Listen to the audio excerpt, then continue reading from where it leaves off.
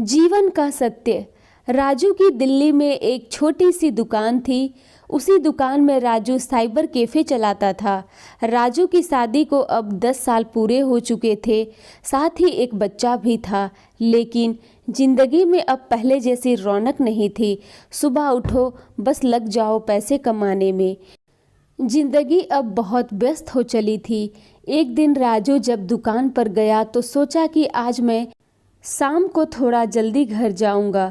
रोजाना राजू 10 बजे दुकान बंद करता था, लेकिन आज 7 बजे ही दुकान बंद करके चल दिया।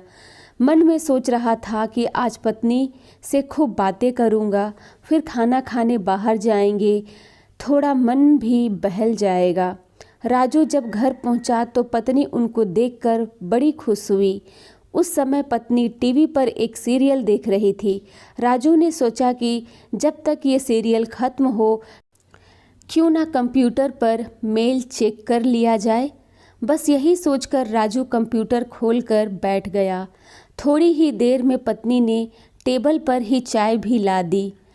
राजू चाय पीता हुआ दुकान का कुछ काम करने लगा।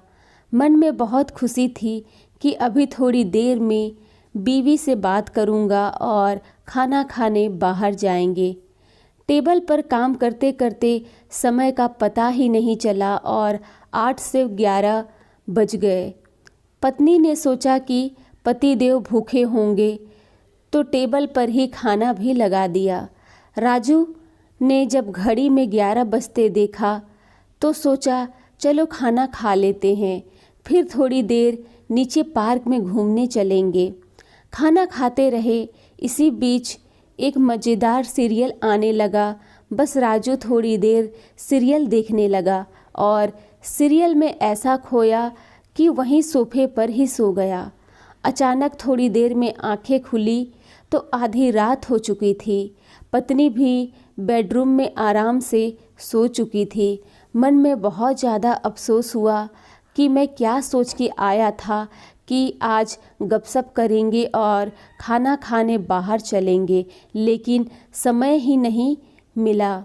दोस्तों, हमारी भाग दौड़ भरी ज़िंदगी भी कुछ ऐसी ही हो चुकी है। हम सुबह उठते हैं और बस लग जाते हैं ज़िंदगी की दौड़ में। थोड़े पैसे कमाने हैं, भविष्य को बेहतर बनाना है, वो भविष्य जो कभी आता ही नहीं है। हम आज भी वर्तमान में जी रहे हैं और कल भी वर्तमान में ही जिएंगे। केवल यही समय हमारे पास है जिसमें हम अपनी ज़िंदगी को बेहतर बना सकते हैं। ना बीते समय पर आपका अधिकार है और ना ही आने वाले समय पर, लेकिन वर्तमान पर आपका पूरा अधिकार है। ज़िंदगी जी भर के जियो यारो, क्या पता कल हो ना हो। धन्यवाद। अगर आप लोगों को ये स्टोरी पसंद आती है तो मेरे चैनल को लाइक और सब्सक्राइब करना ना भूलें।